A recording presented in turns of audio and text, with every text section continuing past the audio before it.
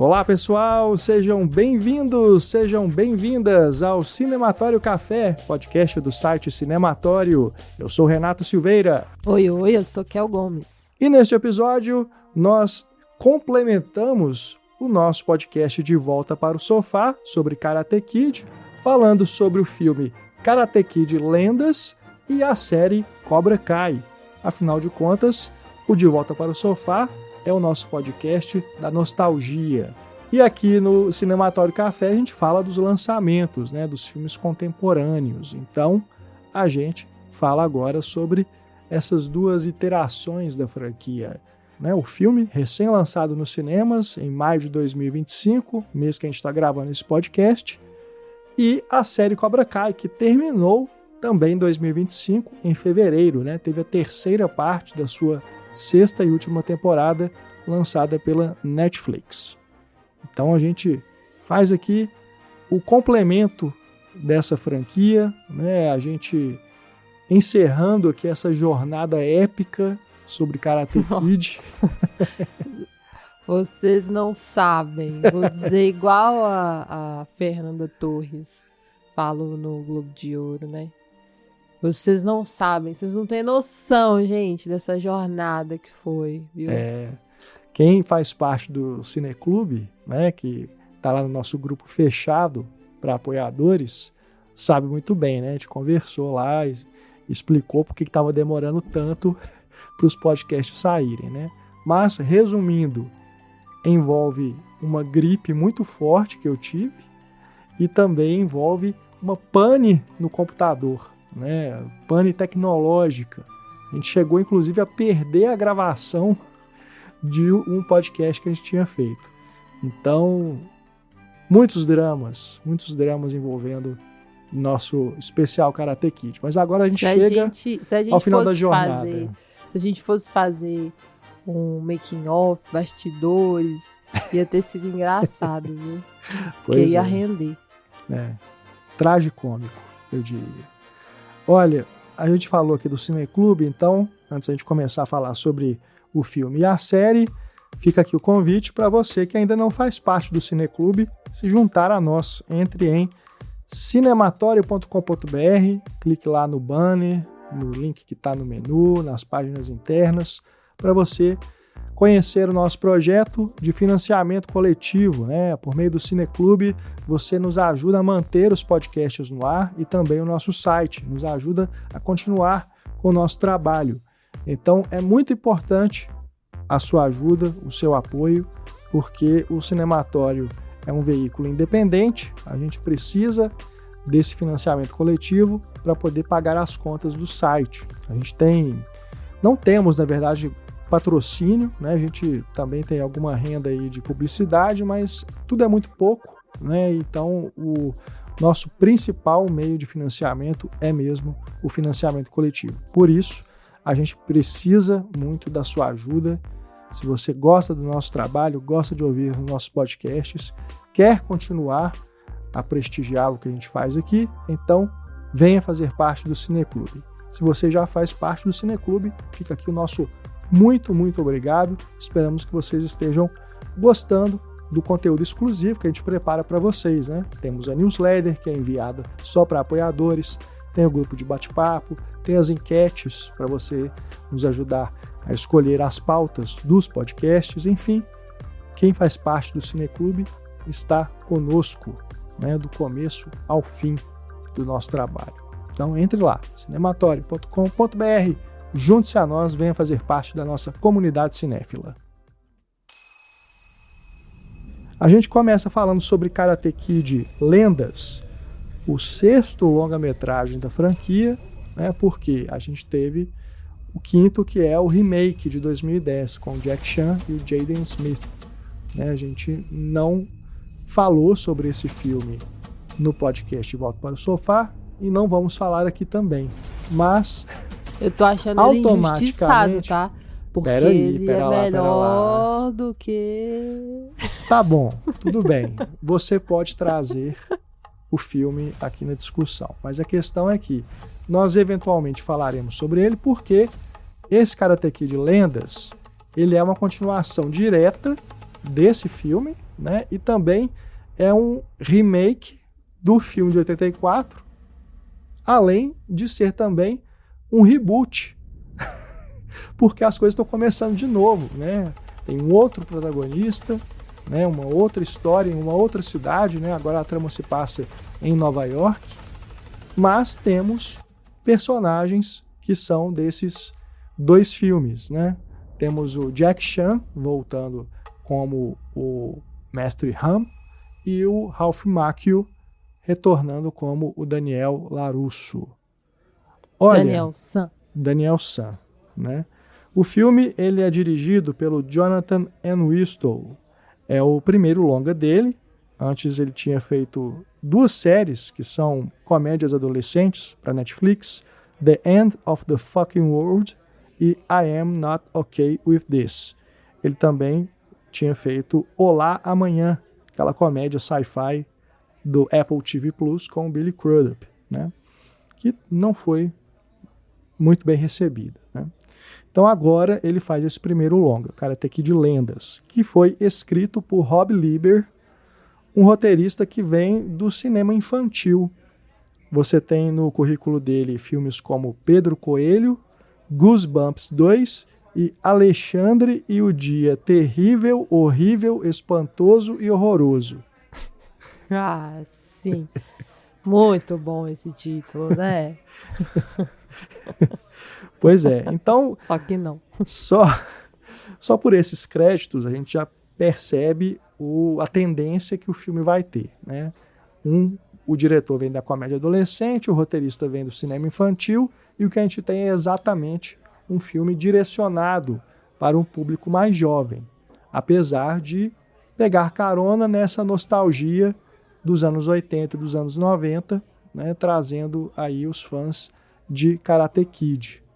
Mas fica só na referência, né, porque o filme vai ser realmente uma história nova, tem essas ligações com os filmes anteriores, mas a gente vai ter aqui o Lee Fong, que é o novo protagonista, vivido pelo Ben Wang, que é mais conhecido pela série A Jornada de Jin Wang, do Disney Plus. Ele também esteve no remake de Meninas Malvadas.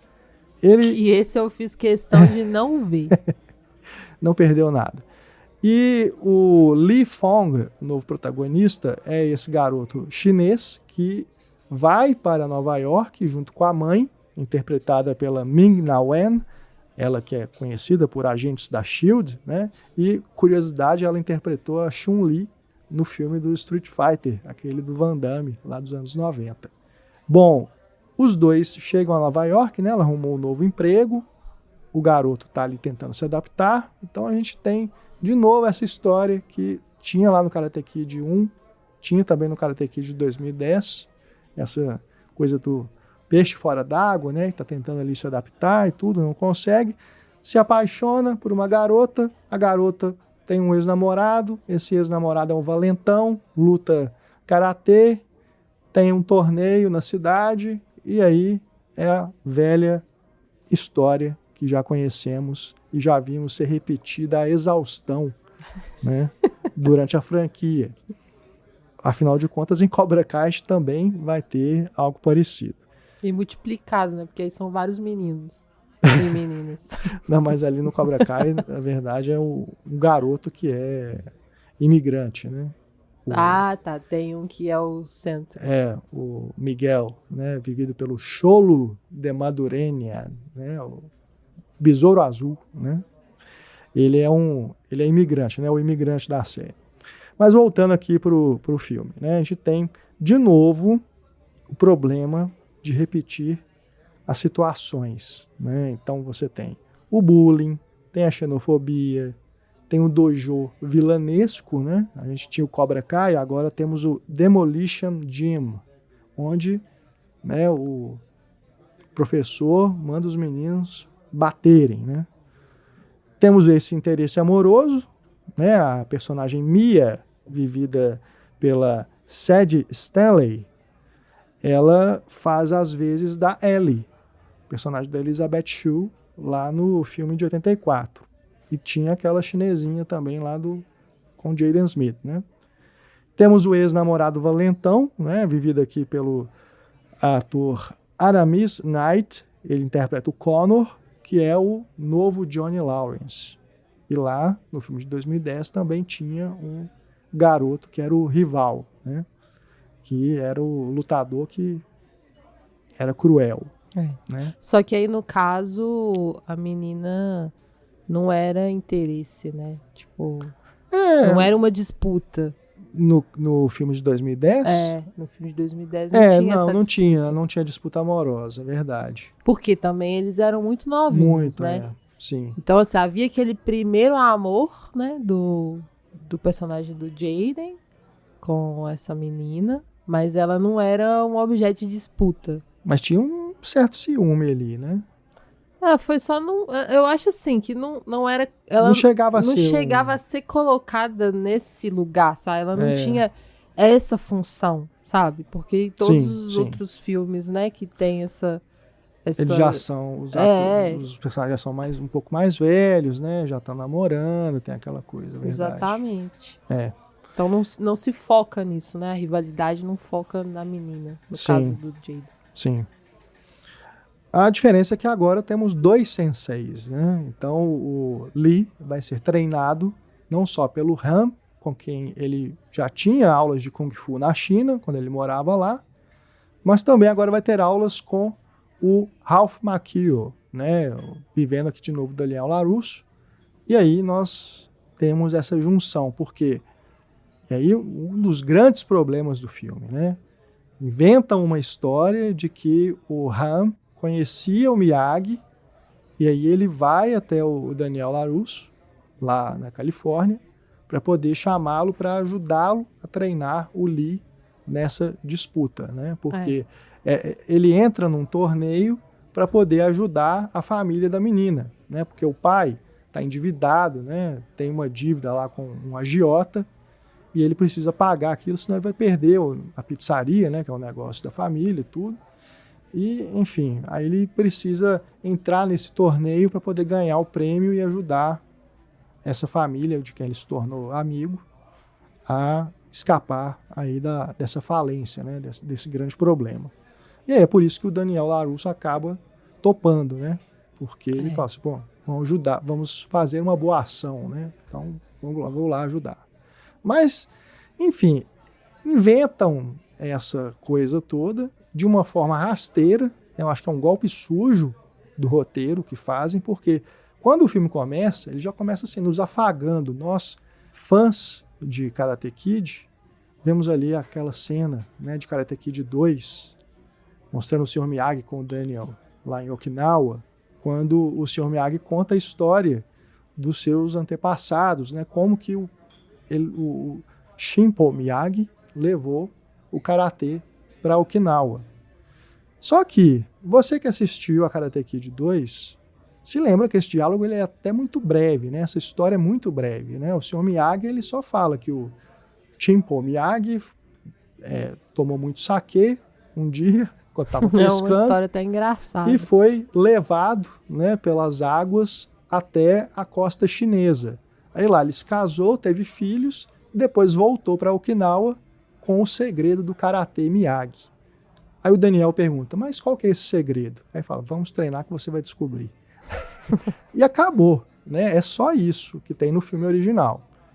Aqui, no Karatê Lendas, eles inventam uma outra fala, eles estendem esse diálogo, não sei por que diabos fizeram isso, né? Não tinha necessidade, não é como se tivesse um corte lá no Karate Kid 2, na fala do Miyagi, pronto. Não, ele encerra a conversa ali. Né? Aí aqui não. Eles estendem isso, parece que usaram uma inteligência artificial para fazer a voz do Pat Morita, né? E aí estendem aquilo ali para poder criar essa ligação da família Miyagi com a família Han e dar essa desculpa, né, de que são 2 galhos da mesma árvore, né, o Kung Fu e o Karatê. Então, gente, assim, isso me irritou muito. Isso para mim foi rasteiro mesmo. Foi algo assim que não se deve fazer. Porque você engana o fã, cara. Você está enganando o fã. O que te irritou foi a narrativa, no sentido de justificarem essa conexão entre as duas famílias, unindo karatê e kung fu, né, em uma árvore, em uma mesma coisa, assim, para justificar o Daniel junto ao Sr. Han para fazer o treinamento do menino, ou o que te irritou foi ter adicionado fala do Sr. Miyagi que não existia antes. Para mim é isso, ter adicionado essa fala, né, ter criado isso aí para poder unificar a franquia toda, né? Porque o filme de 2010, inicialmente, ele seria uma coisa à parte, é um remake, tá começando de novo e a partir daqui nós vamos para outro caminho. Não tem nenhuma referência lá no filme de 2010 à história do Karate Kid, né? Que a gente conhecia. É um filme individual, né? Tem as referências, claro, você reconhece, mas não tem nenhuma ligação. Ele tá ligado, mas narrativamente ele não ligou seus personagens. Isso. Aí fizeram agora isso aqui, né? Para poder juntar. Acredito que isso faz parte de um plano maior dos produtores para poder utilizar o Jack Chan em futuros filmes, outras séries, né? Não sei. Mas inventaram isso aí para poder juntar as duas coisas. Eu acho que é isso mesmo. Eles estavam a fim de juntar dois universos que estavam contidos dentro da franquia. Né? Porque, querendo ou não, quando fizeram o filme de 2010, inseriram o Kung Fu e o Sr. Han. Então, isso. Assim, aí eles pensaram, como é que a gente vai juntar essas duas coisas? Porque a gente precisa também conectar com o Karatê, com o Miyagi, que é a alma do negócio. Sim, sim. Então, eles criaram essa explicação, né? Mas eu acho que talvez ficasse melhor se não viesse do Sr. Miyagi. Eu acho que criou um certo precedente aí de tipo assim, de ressignificar uma situação, uma cena, de refazer uma cena que antes era de um jeito, ela se torna outra. Porque aí, essa história, no caso, o Daniel já conhecia, né? Então, assim, já é abre um outro caminho, assim, porque é uma extensão, né, da fala. Então, é como se a gente não tivesse, no momento do primeiro filme lá, a gente não teve a cena toda. Exato. E agora a gente tá tendo. Que é uma grande mentira, né? Isso vira uma certa enganação. Isso vira uma certa farsa mesmo, eu concordo. Mas, ao mesmo tempo, eu acho que se não tivesse sido pelo Sr. Miyagi, talvez funcionaria. Tipo, se isso a gente conhecesse através do próprio Han, por exemplo. Sim, sim. Né? Essa conexão com a família do Miyagi. Poderia. Eu acho que ia ser mais genuíno. Tipo, ele contando essa história. Sim, concordo. Né? Porque quando você pesquisa sobre os bastidores desse filme, você descobre que o roteiro foi escrito em 2023. Ou seja, Cobra Kai já era um sucesso. Né? Então, os produtores quiseram surfar na onda. Sim. Havia um projeto anterior de Karate Kid 2, a partir do filme de 2010, com o Jaden Smith e tudo, que não foi para frente. Abandonaram essa ideia. Né? Não foi muito bem recebida. Depois que Cobra Kai surgiu, fez o sucesso todo, renovou o interesse pela franquia, aí vamos fazer um novo filme e vamos juntar as duas coisas. Né? Então, por isso que tem essa forçação de barra aí. Mas concordo plenamente com você, eu acho que seria mais genuíno, sim. Né? E poderia ter... Eu não me incomodo, por exemplo, quando o Han fala com o Daniel que foi lá na casa do Miyagi, que eles beberam tudo, mostra lá uma foto que eles tiraram junto. Isso aí, beleza. Né? Afinal de contas, um filme não mostra 24 horas na vida de uma pessoa. E nem todas as conexões e amizades que ele tem. Alguns exemplos, né? Tem filmes que se passam em tempo real, né? Mas poderia ter acontecido, né? Eles poderiam se conhecer mesmo e tal, mas... Ainda mais sendo os dois, né? Imigrantes dos Estados Unidos. E sem falar e lutadores de artes marciais. Historicamente, é correta a relação entre Kung Fu e Karatê.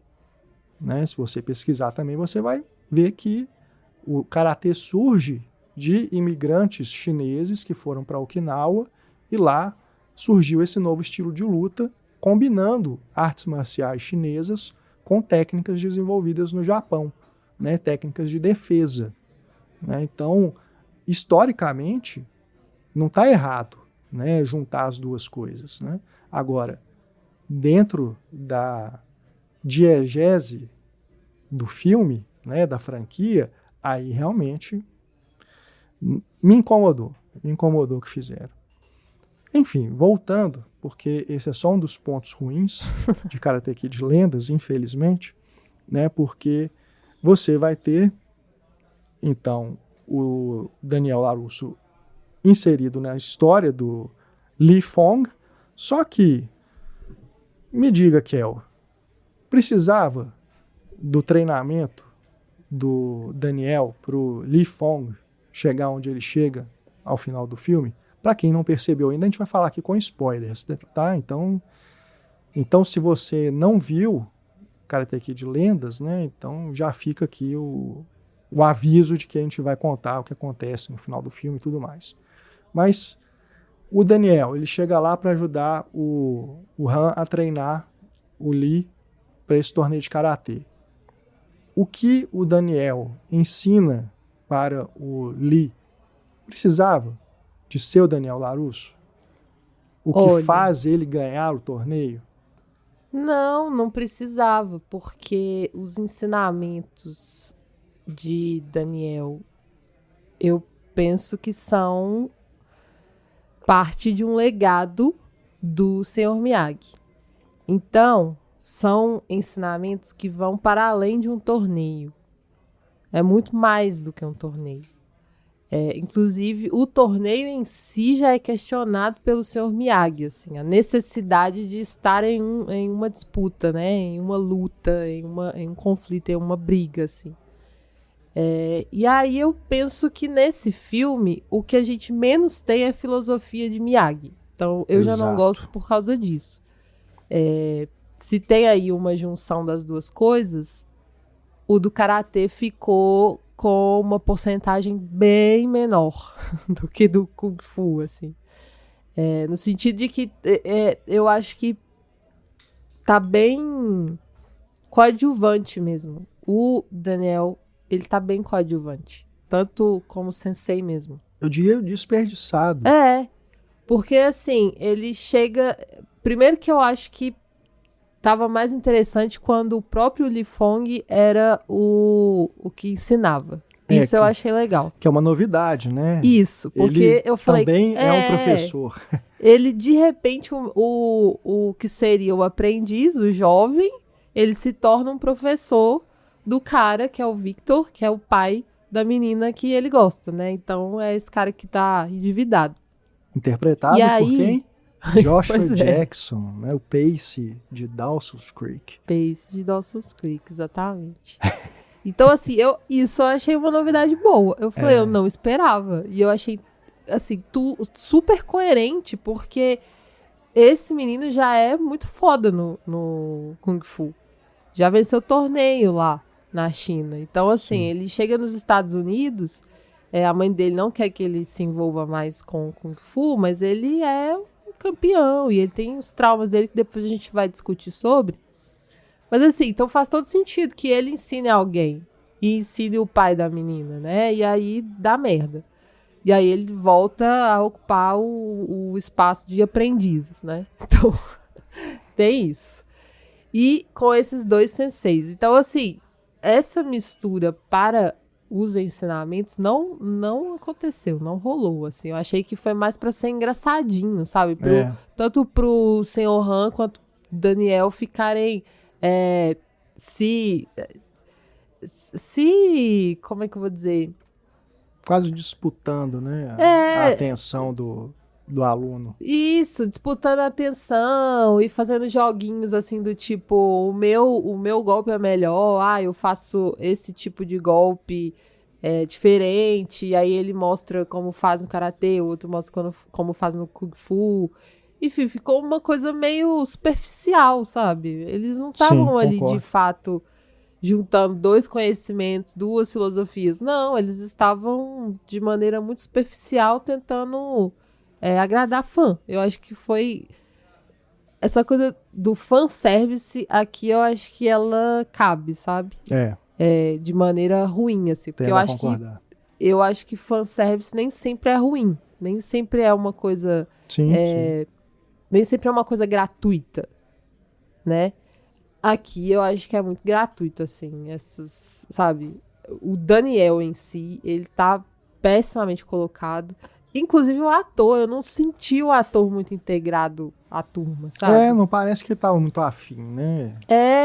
Ele tá não deslocado. Tá à vontade. Igual, se você assiste a Cobra Kai, é outra coisa. É outra coisa. E assim, o Ralph Macchio, ele é o porta-voz principal de Karate Kid, sempre foi, né? Agora tem também o William Zabka, né? Porque o Johnny Lawrence foi restaurado. Mas... Restaurado é ótimo. O Ralph Macchio continua sendo, né, o nome de Karate Kid, né? Tanto é que foi ele que foi trazido aqui para ajudar no treinamento do novo protagonista, né? Do novo Karate Kid. Isso a gente está falando assim, né?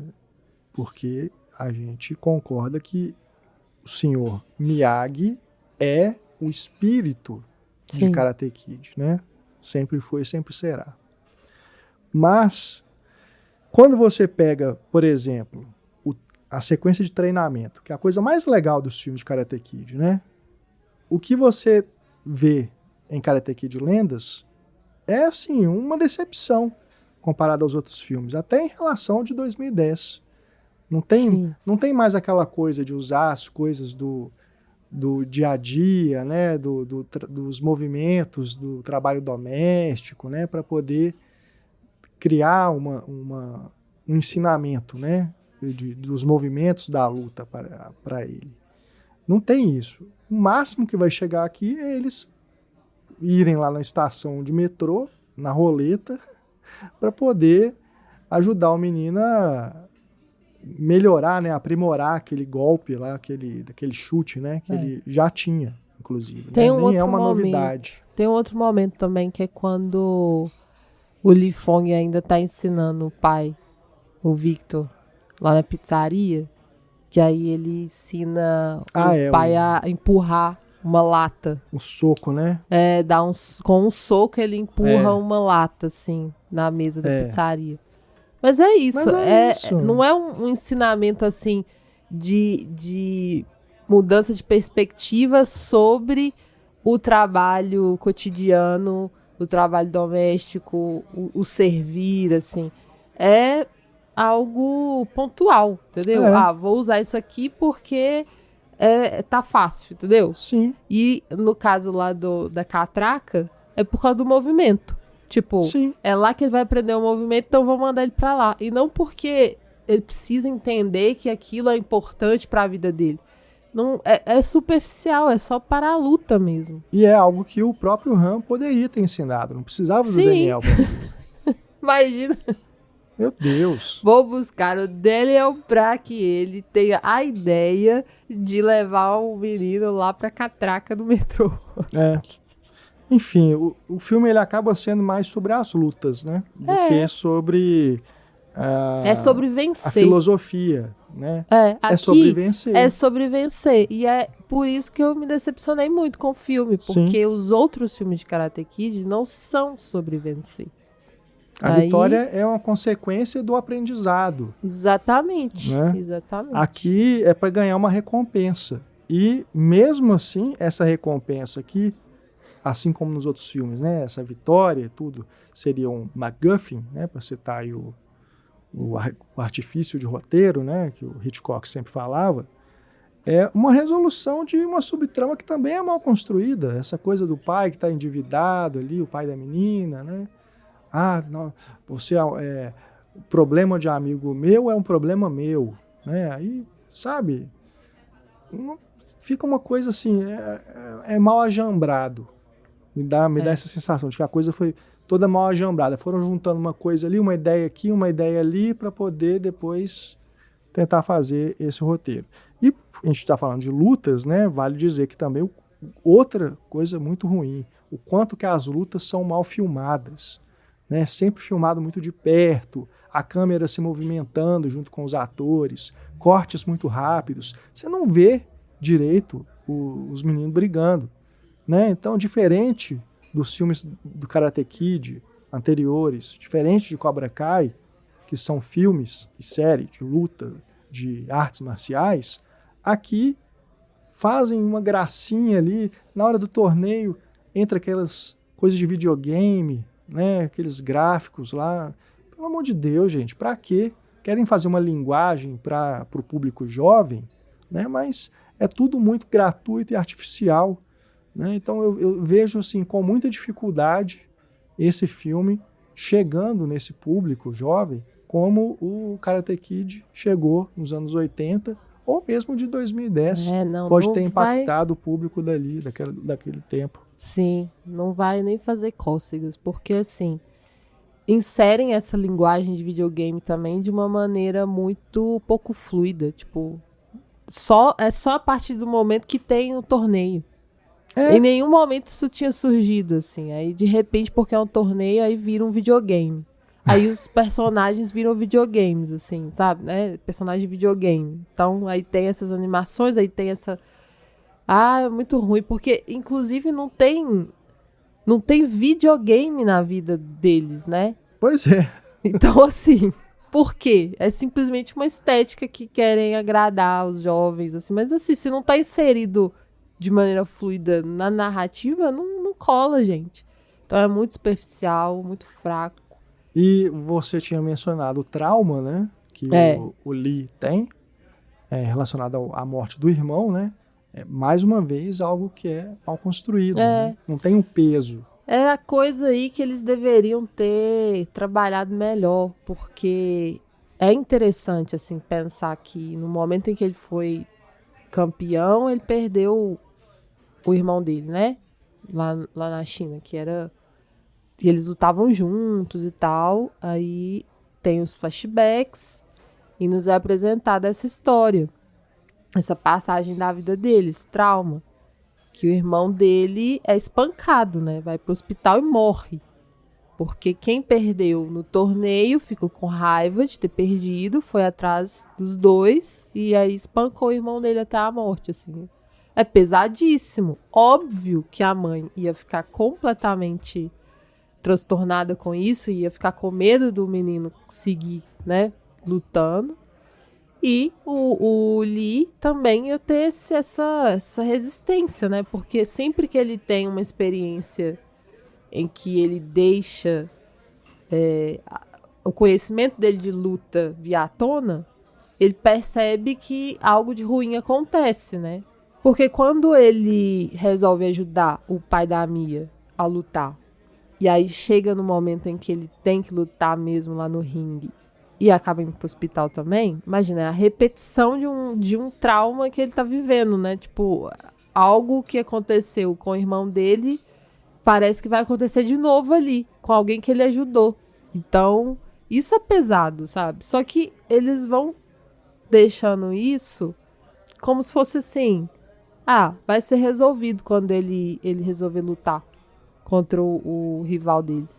E pronto. Parece que é só uma desculpa para ele destravar alguma coisa na hora que precisa. Exato. Né? Então, assim, não é trabalhado isso de maneira psicológica, filosófica, não é. É colocado tudo para ser resolvido em luta mesmo. E eu entendo que Karate Kid tem um pouco disso, assim, no sentido de que as lutas também representam as lutas e batalhas das pessoas na vida, assim. Só que aqui a luta ela é realmente colocada acima da vida, assim. Ela é a coisa principal de tudo, né? Essa disputa física ali. E assim, o que dizer desse menino que é o novo Johnny Lawrence? Porque assim, não tem espaço nenhum, assim, pra nada, né? É só um valentão que vai perder. E até o momento que ele fica assim, né, titubeia, né, quando o professor manda ele ser agressivo, bater, né, e quebrar a regra, né, do jogo, não é verossímil a Não reação dele. Muito diferente do que acontece lá no primeiro Karate Kid. Não tem densidade emocional, assim. Quem fez esse filme precisa melhorar, sabe? Porque assim, ainda tá muito superficial, precisa entender um pouco mais de sensibilidades, sabe? De como tocar a gente, assim, de formas mais profundas, mesmo. Eu falo isso de boa, você tá rindo. Mas é porque assim, eu sinto que falta sensibilidade mesmo. Exato, parece que é um filme realmente feito a toque de caixa para aproveitar o sucesso de Cobra Kai e vamos seguir em frente com a franquia, porque a série vai acabar. Então a gente tem que continuar de algum modo. Não vamos desperdiçar agora a chance que a gente tem de fazer um novo filme, né? Enfim. É para explorar a marca. É isso. Exato. Então, assim, não tem o que acrescentar a essa marca, né? Tampouco trazer de volta a alma dela. Isso é que mais me incomoda ainda. Porque aí se perde do legado da marca. Não, e me parece que até assim, é um filme que, se você não assistir ao de 2010... ele não vai fazer falta nenhuma. Porque, assim, a gente já encontra o Han aqui como professor, né, de uma academia de Kung Fu. Não, e é gigante a academia, o cara... você vê que ele prosperou. Ele prosperou era muito, um zelador, né, lá no filme de 2010. Agora ele é um mega professor lá de Kung Fu, porque tinha a academia dos rivais, né, lá no de 2010, que era um negócio gigante, né? Sim. O Cobra Kai, né, a versão Cobra Kai, versão chinesa do Cobra Kai, versão Kung Fu do Cobra Kai, ela era gigante, né? Aí agora você vê que o centro de treinamento do Han é uma coisa tão grande quanto. Exato. Prospero. Mas aí você, nesse novo filme, você sabe que o Han teve esse upgrade. Mas e o Dre, o personagem do Jaden Smith? Ninguém fala dele, né? Ninguém fala dele, o Han sumiu. Nem menciona, podia pelo menos ter falado. Igual eles falam das atrizes, né, lá dos filmes originais, que eles dão uma desculpa para elas não voltarem, né? Fulano arrumou outro namorado, fulano arrumou um emprego. Podia ter falado alguma coisa assim, o Dre... Falo com ele no telefone, Dre, tô aqui em Nova York, o que você tá arrumando? Exato, tem uma hora que ele fala que vai ver os amigos, quando ele vai encontrar o Daniel, mas poderia também encontrar o Dre. Afinal de contas passaram 15 anos, né, desde aquele filme. Não, nem é mencionado o menino, e assim, vamos combinar que se ele prosperou é porque o menino teve uma ajuda nisso, né, porque foi o menino que o despertou pra ensinar ele, pra ele ensinar o Kung Fu. Eu fiquei muito decepcionado mesmo. Principalmente porque eu tinha acabado de sair de uma maratona de Cobra Kai. Tava na empolgação, ainda tá na empolgação, né? Pra gente... Você ainda vai durar. Porque pra gente gravar os podcasts, eu fiz questão de terminar de ver Cobra Kai, né? Então, ainda não tinha visto todas as temporadas, então eu peguei e fui assistindo uma atrás da outra. E aí eu falei assim, vou acabar de ver a série, vou pro cinema assistir um novo filme que vai ser vai continuar ali, né? Mas não é o que acontece. E aí a cena extra que tem em Karate Kid Lendas que é esse prêmio de consolação para os fãs, né? Que esperavam que o filme daria sequência a Cobra Kai. Porque eu tava lendo, isso não é dito no filme, que a trama de Karate Kid Lendas, ela supostamente se passa 3 anos depois de Cobra Kai. Só que, assim, nem é mencionado nada do que acontece na série, né? Então, assim, se você não assistiu a série, também não vai fazer diferença nenhuma você assistir ao filme, porque é como se estivesse só ligando com os filmes originais, né? Aí tem essa cena extra que o Johnny aparece, né? Tem uma piadinha ali dele com o Daniel. E aí, se você não viu Cobra Kai, também não vai fazer falta nenhuma. Vai ser um easter egg. O Daniel e o Johnny Lawrence agora são amigos, né? Se você viu Cobra Kai, vai fazer mais sentido pela forma como termina a série. Mas é isso, né? É só um biscoito, né, pro fã que aguentou até o final e se decepcionou com esse filme. Realmente, assim, muito triste. Eu acho que é um filme que, se você comparar, colocar num ranking, olha, eu colocaria até mesmo abaixo do Karate Kid 4. Eu coloco com certeza. Que isso, qualquer filme que apareceu o Miyagi é melhor, assim, quilômetros do que esse filme. Nossa, muito, muito ruim, gente. Infelizmente, sabe, uma decepção. E aí, vamos lá, ainda tem a questão que Cobra Kai representou para a franquia, é uma decepção. Ainda tem a questão que é um filme de 2025 com clichês em relação a personagens femininas que eu não tava esperando também. Tipo, a Mia é colocada nesse mesmo lugar de menina troféu, mulher troféu, disputa, sabe? Ela vive esse relacionamento abusivo com esse menino aí, porque ela foi namorada dele e ele tá atrás dela. E, tipo, isso passa também como algo banal, porque e colocado como uma decisão dela, né? Que ela fala que, isso é só porque eu fui uma rebelde que queria ir contra meu pai, e por isso que eu comecei o relacionamento com ele e tal. Tipo assim, foi meu erro, tá, beleza, mas, tipo, fica parecendo que o cara ser do jeito que tá tudo bem, ok? Sabe? Tipo, o cara ir atrás dela, não deixar ela passar no metrô, tipo, a agressividade que ele tem com ela também tá tudo bem, né? É meu erro. Ué, gente, não. E é isso, né? Ela tá nesse lugar de disputa também. Então é terrível essa parte. A mãe, pelo menos, é mais participativa aqui, né? Mas também é uma coadjuvante, né? Pouco. Pelo menos ela aparece apoia, mais do que a mãe do Daniel. Tem esse conflito, né? Que ela não quer que o filho lute, o filho tá lutando, tá sempre voltando de alguma forma pro Kung Fu ou pro Karatê, enfim. Tem esse conflito, assim. E o trauma da perda do filho, mas não é muito explorado também, não. Então, também é isso, né? Essa personagem da Mia também achei muito fraca, muito fraca. E a trilha sonora também é outra decepção, né? Uma coisa genérica, não tem nada marcante, né? Enfim, gente, olha... Nossa, trilha sonora, pra te falar a verdade, eu nem tô lembrando, assim, qual que é, sabe? Porque não tem uma identidade. É um filme que não tem uma identidade também, né? Segue formulazinhas, né? Coisas de que os outros filmes da franquia já trabalharam.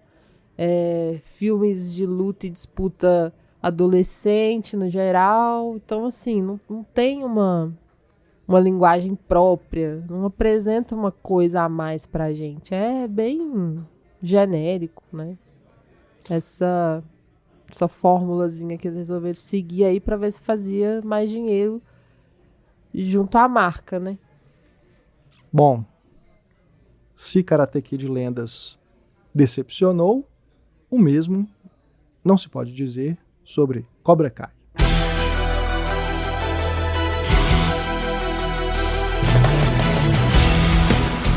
Cobra Kai teve seus últimos episódios lançados pela Netflix em fevereiro de 2025. A série começou em 2018 no YouTube Premium, né, que era aquele serviço exclusivo para assinantes que tinham os conteúdos originais no YouTube.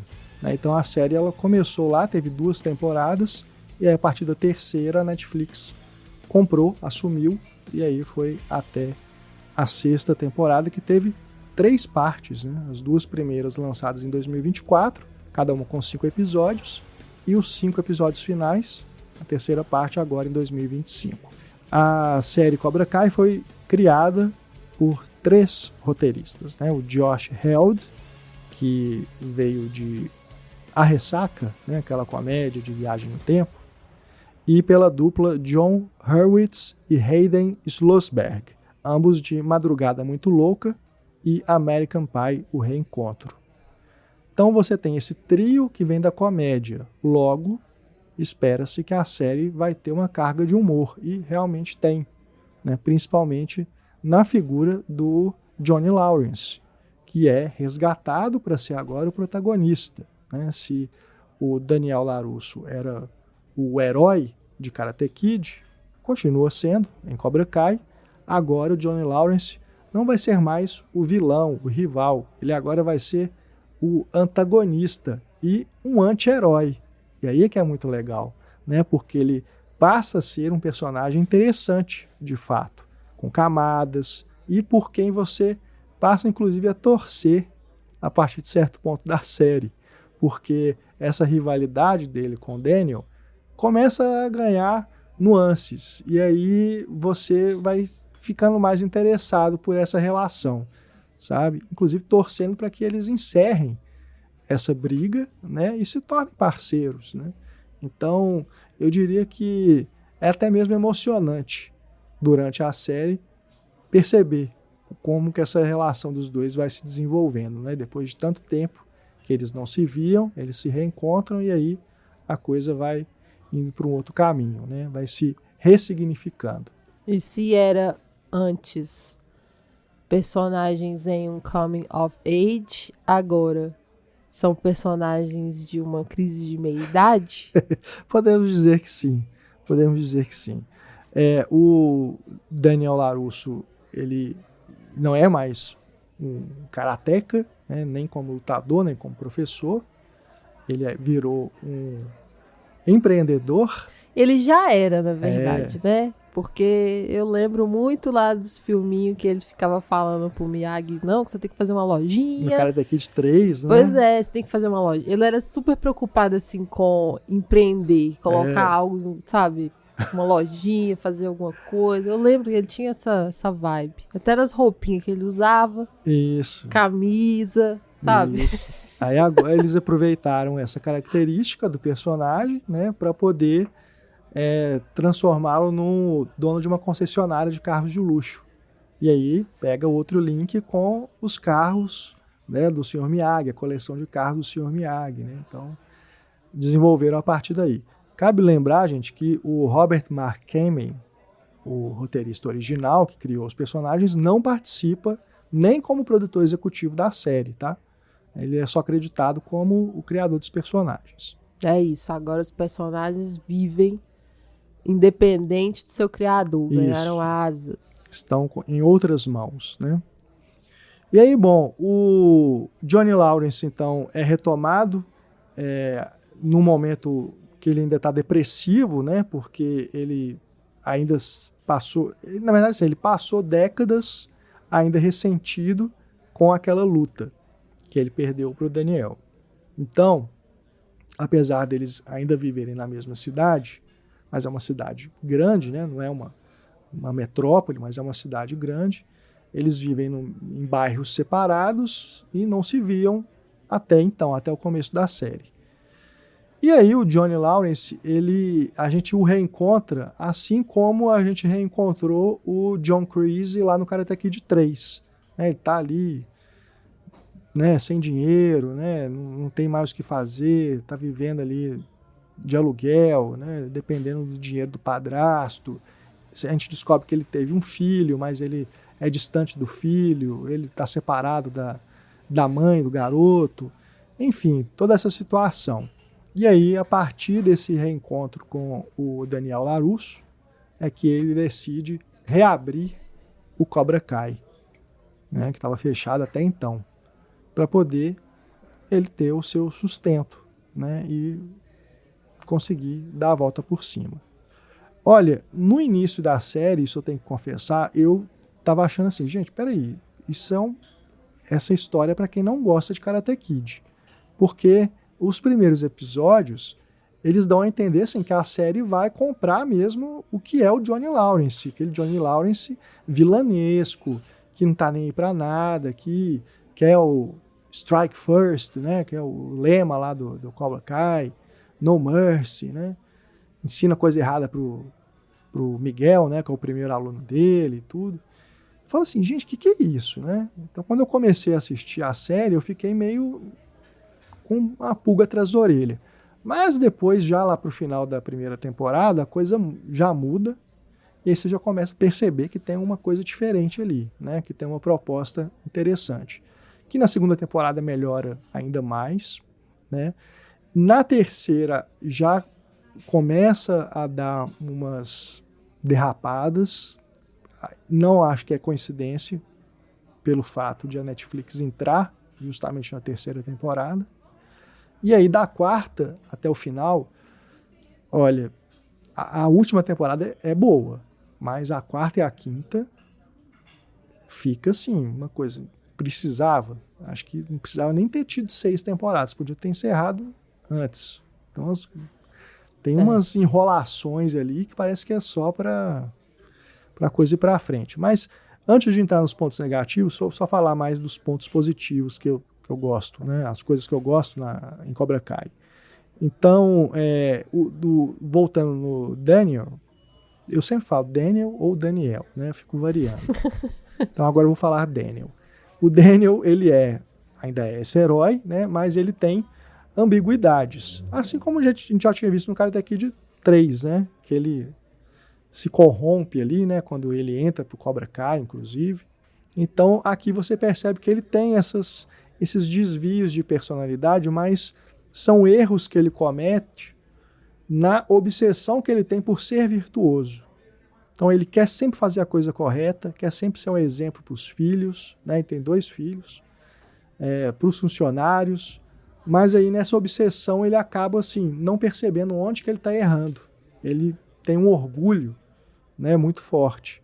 Mas isso é muito legal, né? Porque é o lado sombrio de alguém que tá tentando acertar, né? Então, assim, tenta tanto que às vezes perde a percepção do outro. Sim. Porque tá tão concentrado em si, né? De ser esse exemplo, que aí perde a noção do outro.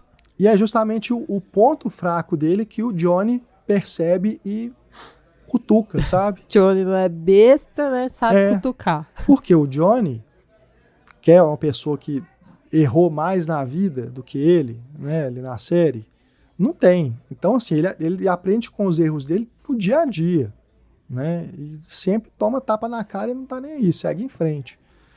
Então, é um personagem que vai aprendendo com os erros, vai se redimindo e, ao mesmo tempo, tem um lado cômico, que é uma coisa muito legal que eles descobriram. Descobriram, não, aproveitaram, né, da personalidade do William Zabka, né, que já tinha feito muitos trabalhos antes de voltar a viver o Johnny Lawrence.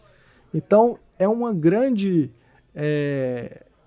ponto positivo para mim da série, o quanto que o Johnny Lawrence também é um personagem divertido, né, porque aí ele deixa de ser mesmo o cara para quem você não torce, o cara que você odeia, né, e passa a ser uma pessoa que você tem uma simpatia, sabe? Ele ganha um carisma muito grande, né? Então eu acho que foi muito acertado o arco que construíram para o Johnny Lawrence da primeira até a última temporada. Que aí, quando chega no final, você já está realmente do lado dele, né? E você compra por que o Cobra Kai tem que continuar, né? Agora liderado pelo Johnny Lawrence. Polêmico. Eu não polêmico vi a série, sem assistir a série, mas quando você assiste faz sentido, cara. Eu não vi a série, mas assim, né, da forma como você conta, parece interessante. Porque assim, ao mesmo tempo que a série trabalha o Cobra Kai como um conceito de maldade, como tipo o lado sombrio da força, né, lá no Star Wars, representando a corrupção dos valores, das virtudes, né, no final, a forma como a série ressignifica Cobra Kai, e até as regras do dojo, né?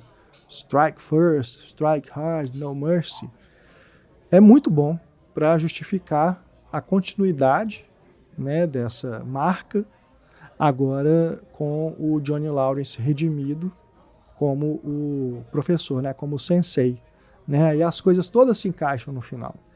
Até a presença do Daniel LaRusso na história, ela ganha uma importância porque, assim como o Sr. Miyagi, ele consegue consertar o que estava dando problema, né? Então ele ajuda o Johnny a extrair o melhor de si, né, para poder se tornar uma pessoa melhor, né? E aí se justifica por que a série se chama Cobra Kai e você não deve odiar esse nome, entendeu? Não é uma série sobre os vilões, afinal de contas, entendeu? Eles estão ali, né? Mas não é uma série que está do lado dos vilões, entende? Entendi, até porque não tá ressignificando também o que foi feito lá atrás. Não. O que foi feito lá atrás continua sendo errado. Sim. Então, é isso diferente é muito de, legal. tipo, recontar uma história a partir de um outro ponto de vista, e aí esse novo ponto de vista te dá uma nova versão que vai te dizer Exatamente. essa pessoa estava certa o tempo todo. Até, assim, tem uma brincadeira com isso, que o Johnny, ele tenta passar o lado dele da história, né? Ele fala que o Daniel é que fazia bullying com ele, que o chute que ele deu pra ganhar a luta foi ilegal, que ele roubou a namorada dele. Ele conta esse lado. Já sabe? na frase roubou minha namorada, já podemos perceber o quanto que ele tá errado também, né? Tipo, roubou minha namorada, tá bom. Então a série brinca com isso também, né? Nessa versão que o Johnny Lawrence dá pra história. Mas depois o Daniel desmente tudo, né? Pro Miguel, né? Pra quem o Johnny contou a história e tudo, enfim. Aí as coisas voltam a entrar nos eixos, né? Mas uma coisa muito legal também da série é que ela dá agência às mulheres, né? Então você tem isso é uma grande novidade. a Amanda, que é a esposa do Daniel, e a Carmen, que é a mãe do Miguel e se torna namorada do Johnny, como conciliadoras adultas dessa disputa infantil entre os dois. Então, assim, elas não têm a agência de sair no tapa, lutar karatê nem nada. Mas, no conflito, elas são fundamentais para que as coisas possam mudar. E, do mesmo modo, a série dá uma nova importância para Ellie, porque tem, na terceira temporada, a participação especial da Elizabeth Shue. Ela volta, reencontra os dois e também é muito importante para que esse relacionamento, esse bromance entre o Johnny e o Daniel possa evoluir. Eu fico pensando muito nisso de mulheres serem conciliadoras. É importante, mas ao mesmo tempo eu fico um pouco crítica em relação a um certo direcionamento, assim, de tipo, que a mulher tá nesse lugar, sabe? Tipo, de tentar trazer harmonia sempre. Sabe assim? Dela ser um sustentáculo. Entendi. Que é uma coisa esperada, assim. Que a mulher consiga conciliar. Não, eu entendi. Mas eu não sei. Como você não viu a série toda, você viu só uns pedaços, eu não sei se. E pouquíssimos se pedaços, gente. Não dá nem pra eu falar dos pedaços. Eu sinto que a participação delas é orgânica dentro dessa resolução de conflito, sabe? Mas elas não são também as únicas personagens femininas. Tem as mais jovens também, né? Que aí eu você tem. Eu ia perguntar sobre elas. Porque você as tem lutadoras. Na série o núcleo jovem, que é muito carismático, né? Eu gosto de todos os atores ali que eles escalaram. Por mais que alguns sejam mais limitados que outros, né? Eu gosto muito da forma como eles desenvolveram esse núcleo, que sim, muitas vezes parece malhação, quando a gente lembra aí da novela da Rede Globo, né? Só que não tem aquela coisa cafona, piegas, sabe? Os conflitos ali entre os personagens, você compra, sabe? Sim. Porque a coisa assim, por mais que eles forcem a barra aqui ou ali, funciona, sabe? Funciona no final das contas. Eu gostei muito de Malhação durante uns sei lá, uns Eu me 4. abstenho de comentar, porque... Uns 4 anos, não, talvez uns 3 anos da minha vida, eu gostei muito de Malhação. Eu acho que tem um momento, assim, também, de reconhecer que esse drama jovem, né? Essa coisa da adolescência, mesmo quando ela não tá aprofundada, tá mais, né, Sim. nesse esquema, assim, né, que é mais leve e tal, às vezes é bom de ver, assim, até faz a gente relembrar, assim, de coisas que a gente vivia na adolescência nossa, sabe? Não, eu admito que, assim, quando começou eu assistia, depois eu fui parando de ver. Mas eu me abstenho de comentar porque as minhas memórias não são, de Malhação, não são muito confiáveis. Então, assim, eu posso dizer que eu gostava de coisas que hoje, se eu rever, vai dar tilt. Ah, entendeu? Com certeza, eu também. E mas eu sei que a série depois ganhou muito. uma outra fase, né?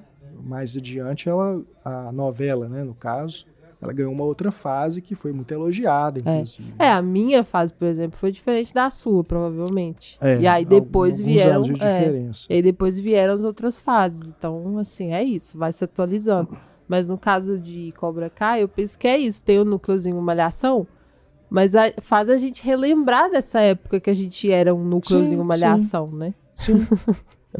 Sim. Apesar de ser mais focado no... Tem os relacionamentos ali, né? Os namoros e tal, a escola, aquela coisa toda. Mas é mais focado no karatê mesmo, né? Nos aprendizados que os alunos têm ali. E aí você vai ter rivais, né? Você vai ter os alunos lá do Miyagi-Do, que é o dojo que o Daniel reabre, né? Para poder ser o contraponto ao novo Cobra Kai do Johnny Lawrence, e os alunos que o Johnny consegue e que ficam... O Cobra Kai se torna muito mais atrativo, né? Porque tem aquela coisa mais midiática. Mais midiática. Né? Mais expressiva nesse sentido, assim, né? Tem um grito, tem um movimento, uma energia. E o Miyagi-Do é a coisa da defesa, da filosofia, da meditação, né? Que para os jovens ali que são representados não é uma coisa muito assim que eles estão interessados, né? Tem até uma cena muito legal quando o filho mais novo do Daniel demonstra o interesse, né, em entrar pro Miyagi-Do. Aí ele fala, então você vai começar encerando esse carro aqui, né? Igual o Sr. Miyagi fez com ele lá atrás. Aí o Daniel sai, deixa o menino lá encerando o carro, né? A contragosto, que ele fala assim, que coisa chata, né? E tal, mas tudo bem. Aí o Daniel sai, vai fazer alguma coisa, na hora que ele volta, vê todos os carros encerados. Ele fala assim, caramba, né? Ele é melhor do que eu, ele aprendeu mais rápido do que eu. Né? Entendeu? Aí ele vai e descobre que o menino pagou alguém para encerar os carros para ele. Eita, a e ainda geração. Usou o cartão de crédito do pai que estava lá na carteira digital. Mas, falando das meninas, né, que a gente tinha começado aqui, a falar do núcleo jovem, a gente tem a Sam, que é a filha mais velha do Daniel, que ela vai ter um conflito mais trabalhado ali durante a série, porque ela primeiro começa com esse ensinamento do Miyagi-Do, né, que o Sr. Miyagi passou para ela, inclusive, né, quando ela chegou a conhecer o Sr. Miyagi, eles contam ali que ele, inclusive, considerava ela uma neta e tal. E mais adiante, devido a um trauma que acontece durante a série, tem uma briga generalizada lá na escola, tem gente que machuca, né, uma coisa assim, muito grave mesmo. E aí ela desenvolve essa rivalidade com a Tori, que é a aluna do Cobra Kai, e isso passa a ser uma questão para ela, né, de ela travar, assim, não conseguir enfrentar essa menina direito, achar que ela sempre vai perder. E aí a Sam começa a querer aprender também o estilo do Johnny Lawrence. Porque acha que é mais extravasado. Tem que atacar também, não é só defender, tem que ir para cima, né? Então, o drama que o Daniel passou lá no Karate Kid 3, né? de também aprender o método do Cobra Kai, a Sam acaba passando por isso também de algum modo, né? Ela flerta com esse lado sombrio, né? Então ela tem um arco mais legal, sabe? Se a gente for pensar assim no que foi a Hilary Swank lá no Karate Kid 4, né? E o que é essa personagem aqui no Cobra Kai, essa é muito melhor. Ela tem de fato uma história, né? E tudo ligado a esse lado feminino também, né? Ela ser uma garota, né?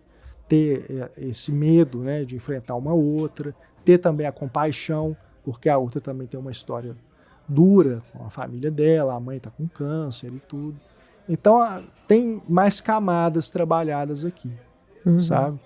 Mas é o que eu falei, tem limitações nas atrizes, né? Nos atores mais jovens também, mas assim, é um núcleo muito bacana. O carisma, eles não deixam a desejar, não. Sabe? Então, você consegue se apegar, assim, né? Mesmo com as falhas. Eu me apeguei muito aos personagens. Enquanto eu assistia, válido. Eu chorava junto com eles, sabe? Eu me envolvi mesmo.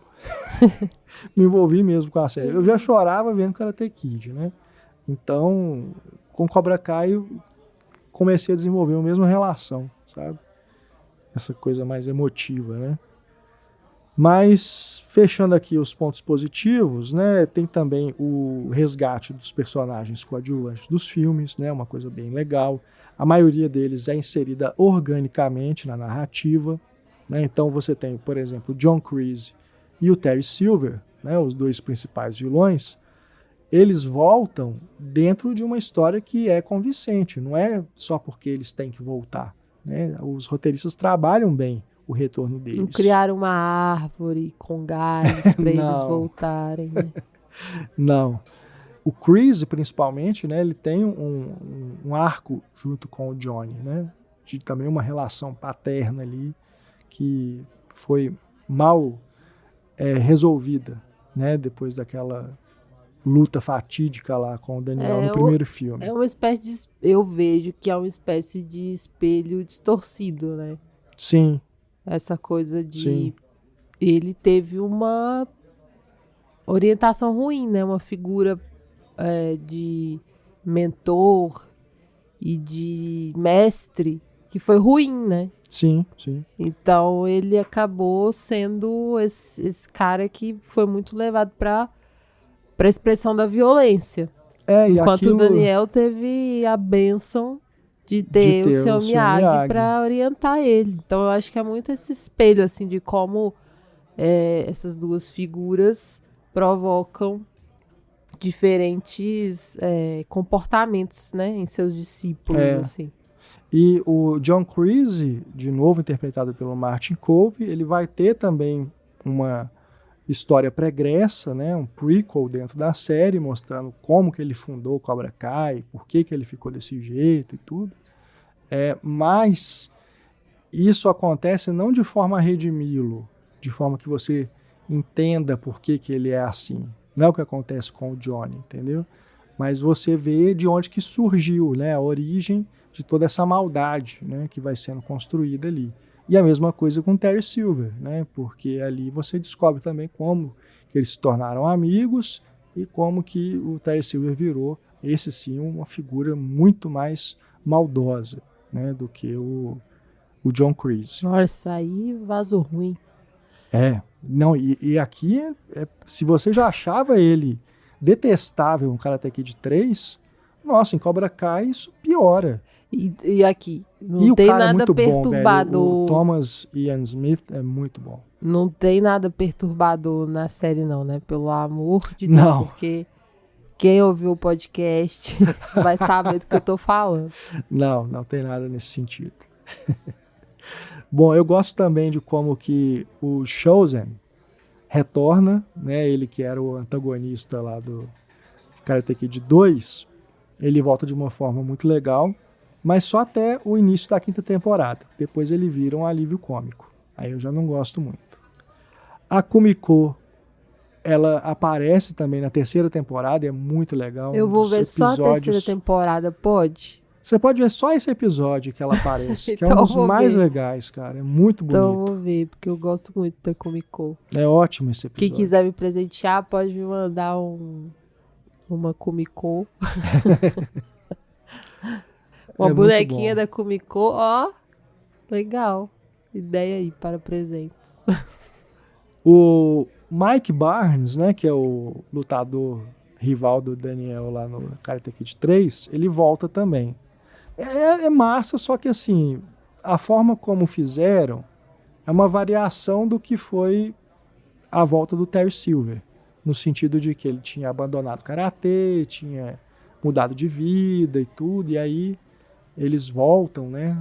No caso do Terry Silver, o John Kreese voltou, e aí trouxe tudo à tona, e aqui no caso o Daniel reaparece na vida dele, e aí traz de novo o O karatê de Daniel volta. é um grande gatilho na vida dessa galera, né? Ele existir, a galera já fica doida, já quer montar dojo, ir pra torneio.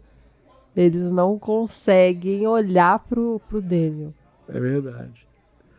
E outra coisa que eu gosto muito, para fechar aqui os pontos positivos, são as lutas, né? Porque é de fato uma série de artes marciais, tem muitas cenas de luta. E as principais, elas são muito bem filmadas. Tem uma coreografia bem legal, tem plano sequência, né? Assim como a gente via lá nos outros filmes. Então, é muito bem feito, sabe? Você vê que os criadores, eles entendem o que é Karate Kid. E uma coisa bacana que a série tem é que tem as pancadarias generalizadas, que se tornam recorrentes. Então, no final das temporadas, não de todas, mas acho que pelo menos 3 temporadas terminam com a pancadaria comendo solta. Então, a primeira é na escola, que é o primeiro grande ponto de cisão da série, né? Que a partir dali as coisas mudam. Depois vai ter uma pancadaria na casa do Terry Silver. Tem a pancadaria lá no torneio, né? O grande torneio mundial, né? O campeonato mundial de karatê lá. Que Nossa, esse pedaço eu vi, é uma né? briga assim, todo mundo começa a dar porrada em Não, todo mundo. essa aí é Gente, icônica, porque ela é televisionada. Eles deixam a coisa ser transmitida ao vivo. Tipo, o campeonato mundial. Imagina aí, sei lá, como se fosse uma Olimpíada, assim. Do nada a galera começa a brigar entre si. Todo mundo brigando entre si. E a transmissão ainda acontecendo. os câmeras lá pegando tudo, né? Os câmeras pegando tudo. E as pessoas que são os familiares dos protagonistas vendo o que tá acontecendo pela televisão. É uma coisa realmente você tem que levar aí para suspensão da descrença. Nossa, total. Mas Total. as brigas são muito boas. Chega a ficar cômico. Isso pra mim fica cômico. Não, essa Porque realmente, não faz sentido. Isso não aconteceria. de fato.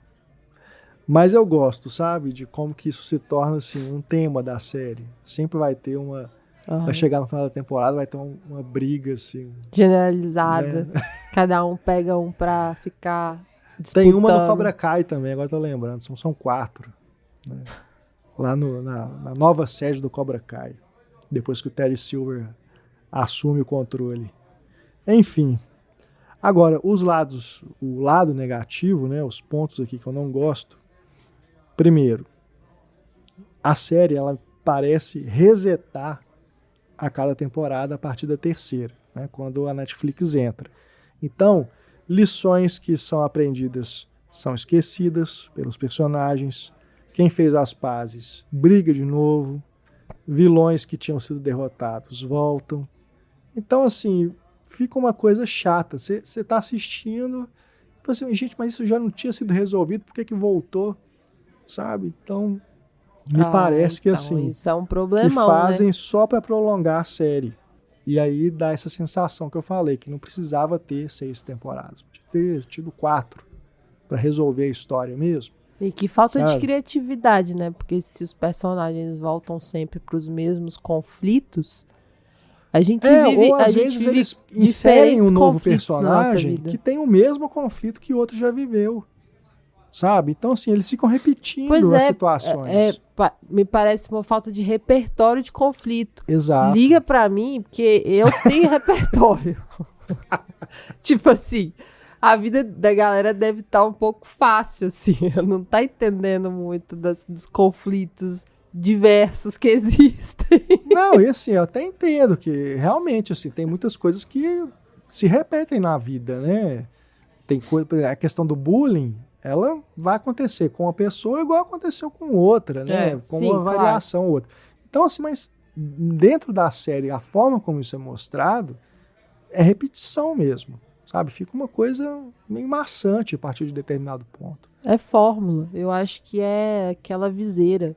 Coloca a fórmula É. no desenrolar dos roteiros e não sai dessa fórmula. Aí quando eles tentam fazer uma coisa É nova... comodismo. Comodismo, exato. Aí quando eles tentam fazer uma coisa nova, vira uma bobagem. Por exemplo, tem uma viagem que o Johnny faz com o filho dele para o México para buscar o Miguel, que foi atrás do pai que ele não conhecia. Cara, isso de longe assim, é um subenredo mais desnecessário, porque não muda nada. Se no final das contas o Miguel descobre que ele não precisava nem conhecer o pai. Por quê? Porque a história que a mãe tinha contado é verdade. Que o pai não prestava, abandonou os filhos, era um cara ruim, né? Ele não estava acreditando. Mas foi bom que ele viu com os próprios olhos. Mas assim, eles gastam, sei lá, uns 4 episódios com isso pra nada. Aí realmente... Depois eles voltam lá pra Califórnia, né? Pra All Valley e retoma o que tinha tipo, isso terminado na outra temporada. Não afeta nada Não. no menino. Realmente. Sabe? Assim, uma bobagem, assim, uma barrigada. Uma baita de uma barrigada. E aí, você tem também um problema que, ao longo da série, nessas enroladas que eles dão, tem hora que parece muito que é fanfic. Que é aqueles roteiros que o povo inventa só para poder satisfazer fantasia de fã, sabe? Tem situações que são forçadas, assim, só para fazer um link com algum elemento dos filmes. Então, por exemplo, a Jéssica, escaladora, né, vivida pela Robin Lively, A no nossa terceiro Barbie filme, escaladora está de volta. ela volta também. Ela volta em Cobra Kai. Só que a forma como encontraram para ela voltar é ela ser prima da esposa do Daniel, a Amanda, e ela aparece só para explicar para Amanda por que o Terry Silver é tão traumático na vida do Daniel. Agora ela é Barbie explicadora. Outra coisa que parece fanfic também. O mestre do John Kreese e do Terry Silver, que o Terry Silver menciona lá no Karate Kid 3, ele existe de fato, é um mestre de karatê coreano, um cara que tem mais de 100 anos e tá vivo ainda. Aí o John Kreese vai ao encontro dele. E aí isso é tão forçado e tão assim, uma coisa tão alucinante que o próprio Daniel LaRusso, quando fica sabendo, fala assim: gente, mas achei que isso era mentira que o Terry Silver tinha contado. Então esse diálogo Cara, aí com o existe Daniel justifica. Porque aí fica engraçado, tipo... Então tem umas até coisas... meio que metalinguístico. Não, e tem uma coisa extra ainda nessa história do mestre coreano lá, porque tem uma desculpa para fazer um link com o K-pop da Netflix. Porque a Netflix é cheia de produção coreana, né? Eles investem pesado nisso, né? Uhum. Então tem os... É um grande mercado, os né? dramas, né? As séries, os filmes, enfim. E aí, parece que para surfar nisso, né? E aproveitar, aí eles criam esse grupo de lutadores coreanos para poder botar lá no torneio, né? E aí é o grande mestre lá do John Kreese, que é o Sensei. desses coreanos. Enfim. Aí fazendo uma colagem, né? Uma coisa que eu não gosto também em Cobra Kai é que a série parece validar certas atitudes problemáticas. Então, por exemplo, tem hora que os jovens revidam agressões, revidam bullying, e a série meio que passa um pano para isso. Até mesmo em relação às meninas, que tem o bullying das meninas também, né? Então eu acho que tem alguns momentos, e isso está em diálogo, tá? Nem são situações assim não, mas parece que tem hora que a série passa um pano assim para certas atitudes que eu não considero corretas não. E acho que o Sr. Miyagi também não consideraria. E também os adultos recorrerem à bebida alcoólica para afogar as mágoas. Cara, é impressionante a quantidade de cenas de pessoas bebendo em Cobra Kai. O Johnny bebendo cerveja, o Daniel bebendo uísque. Mas assim, é uma quantidade muito absurda, sabe? Não é uma coisa assim, de vez em quando eles vão ter uma cena que eles vão lá no bar e tomam uma, assim. Não. É o tempo inteiro em casa, é quase que o tempo né? inteiro, cara. Assim, parece que é uma fuga normalizada mesmo, sabe? Então acho que é um pouco problemático isso também, né? Afinal de contas, são atletas. Pois é. Né? Não, e deixam assim normalizado porque é álcool, né? Pois é. Não deixa de ser droga. Enfim. Eu acho que isso aí a série peca um pouco, sabe? Nesse detalhe. E tem também, assim, uma coisa que tudo bem, é uma série de artes marciais e tudo, mas não precisa todo mundo sair no tapa o tempo todo. Então eu acho que tem hora que dá uma exagerada, assim, na quantidade de brigas. E até alguns personagens que nem precisavam brigar estão brigando. Até a Amanda, a esposa do Daniel, tem uma hora que ela entra numa briga num bar. Por quê? Sabe? Porque gente, mas ela a série é de pois luta, é, de e luta. ela não é a pessoa, uma das conciliadoras e tal, a voz da razão, que vai ajudar, então, e do nada tá lá brigando num bar. Enfim, são situações que são criadas para ter uma briga, sabe? Então acho que mas em aí alguns momentos quando ela brigou, série exagera. Agora eu fiquei curiosa, quando ela brigou com o karatê, com o kung fu, ou foi outra coisa? Não, aí foi o bruto mesmo. Agora, para fechar aqui, duas coisas que me incomodam em Cobra Kai. Uma é que eles não resistiram e fizeram o Sr. Miyagi em CGI, em computação gráfica. Então tem ali uma cena ali que, igual lá no Mandalorian, que fizeram o Luke, né, de CGI, no Rogue One também tem a Princesa Leia, fizeram um boneco de computação gráfica com a cara do Pat Morita. Então, assim, aquelas coisas, né? Não resistem, né? Daqui em diante, a tendência é se tornar cada vez mais comum, né? Com inteligência artificial, né? Então, o que eu acho legal é que a série usa muito, assim, ela recorre muito às cenas dos filmes, né? Então, o Sr. Miyagi, ele aparece nas cenas do filme mesmo. Né? Então, isso é legal. Mas aí chega uma hora, acho que é na última temporada mesmo, que aí não resistem e recriam o Sr. Miyagi. Isso aí entra naquela questão, né? Super nova de direito, de imagem das pessoas famosas, por exemplo, né? Que eu não sei como que está sendo visto no direito, como que estão resolvendo essa parada, sabe? Um contrato que você tem enquanto ator e atriz. Aí tem que ir na família, né? Exato, herdeiros, porque né? como é que lidam com isso, sabe? Depois que morre. Tipo, o uso da imagem dessa pessoa depois que ela já morreu. Pois é. E para fechar, falei que de tantos personagens que eles trazem de volta, né? Faltou a Julie Percy. Poxa, só a Hilary Swank não voltou. Eu tava lendo que eles até pensaram num enredo para trazer a personagem de volta, mas acabou que não deu certo. Que pena, que pena. Faltou. Fiquei até o último episódio esperando assim, se ela não ia pelo menos fazer uma ponta, mas não teve, né? Acaba que ia entrar nas forçações de barra, né? Não ia ser orgânico ela entrar ali.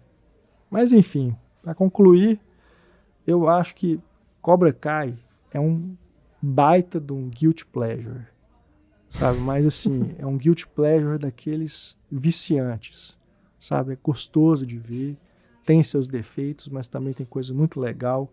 E quem dera, se todo o revival de sucessos, né, do passado tivessem a dedicação que deram para Cobra Kai, né? Propondo esses novos olhares para os personagens, novas possibilidades para o enredo, né?